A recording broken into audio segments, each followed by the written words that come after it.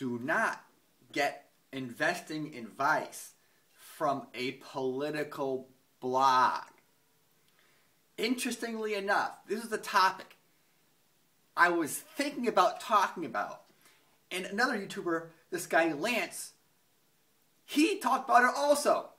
So it was kind of coincidence, I don't know. Thinking the same thing. If you're going to get investment advice from any political source, doesn't matter if it's liberal, conservative, libertarian, progressive, it's probably going to cost you money. You got to remove politics from protecting your wealth.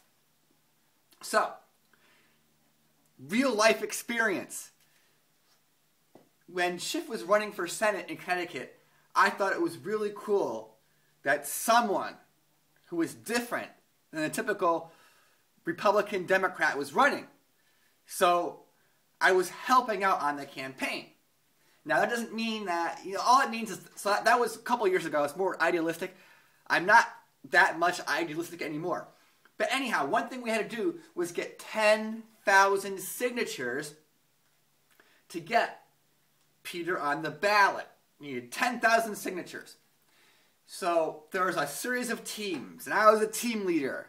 In my car, I had a car full of people. We'd go to a place like a supermarket, strip mall, and we asked for signatures.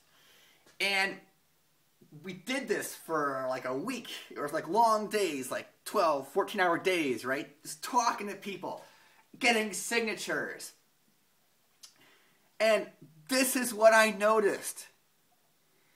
If you ask someone something political, and they immediately got excited, they were dumb. Dumb people. Anybody who said, and as a matter of fact, right? There's like, I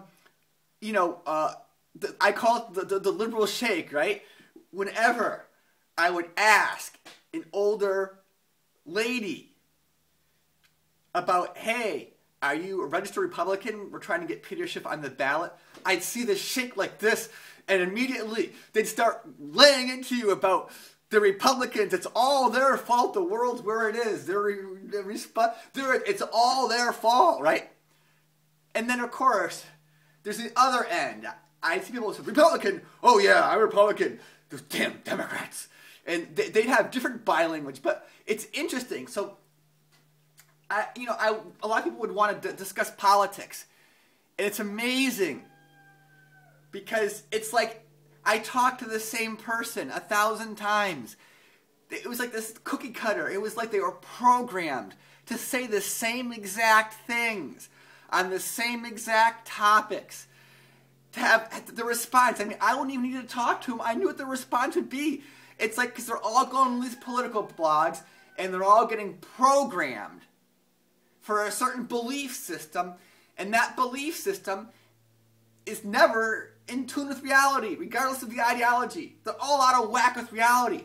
And that's why a lot of these people are all mad and frustrated, because they're believing in something, like they're believing in, and their investing follows what they believe, and it's all ideological, and they're all losing money in the markets. Okay, so that's what I noticed there. So yeah, it was interesting. I think, wow, these people are all dumb. No, they're not dumb. They are just the followers, and they are following their ideology. See, they're the ones, right? When there's a wartime, you say, hey, see that hill, the machine gun, you go charge that. Those are the people who do that. Or they're, you're in the thing, and they say, hey, we need you to, drink the Kool-Aid. Those are the people who do it. Okay, so getting back to what he was saying. On the other hand, some of these trader guys are kind of believers also, right? So these numbers come out, right? Like the unemployment numbers. And the way they measure them, it's accurate for the way they measure them. And people trade on these numbers, right? But I wouldn't put a belief system like, these numbers are so right. No. These numbers are published. The marketplace believes these numbers. So you act accordingly, right? Are these numbers real? To the market, maybe it doesn't matter because that's what they're all trading on, right? You know, I'm not going to get excited whether the unemployment rate is that's how many people are actually out of work or not. I mean, I know when people fall off the unemployment rolls, they're considered discouraged workers, and I know that college students who didn't have a job, they're not considered unemployed. But here's something fascinating about the unemployment rate. So, like after World War II, basically the men worked and the women were homemakers. But those women were not considered unemployed. So if you compare today, where both men and women are expected to work in the workplace, and you compare that to after World War II, you get different numbers, right? I mean, you have more adults working today because both men and women are supposed to work than back after World War II, but there was a higher unemployment rate after World War II. So the numbers, you can slice them and dice them any way you want, right? For the recovery, now, like, what I think, like, I don't think we're having, like, quote, a real recovery. But, you know, I'm not going to say, hey, if the marketplace wants to do this, they're going to go ahead and do that, right? And then they're going to switch. I mean, the marketplace switches. Look at 2008. That was a big switcheroo, right? So you had stuff up, and then it was down, down, down, right? Down, like 14,000 to, like, almost cut in half. Aroundish. And then it's back up. Will it get cut in half in the future? It could be, right? Will it go higher? It could be. But I'm not going to let what I think the way things should be interfere with my desire to protect my wealth, right? Because the real reality is, you know, I worked, I got some of this fiat, and I don't want my wealth to go down in value. Martin Armstrong had a really good post. What he said is that these a lot of these like you know, people who promote an asset, like some of these die-hard gold bug and silver bugs, right? It's kind of like they want you to be the suicide bombers with your money, and they're promising you that the whatever virgins reward. It's like they want you to sacrifice your wealth for their cause, you know.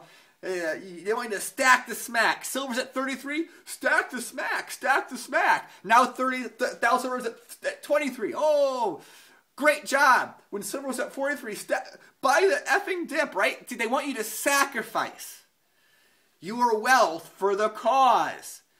Knock yourself out if you want to do that. But of course, I couldn't see the future. I didn't know for 100% for sure whether it was going up or down at 33 or 43. But I tell you, the rhetoric was just so plain freaking dumb. It's like, what? When something is that dumb, I'm going to kind of hold back right there on that. Stack the smack at 32, 33. Ooh, stack the smack. It's smacking the dummies. Wow. I got excited and almost ideological. I better step back because I too will become dumb. All right, thank you.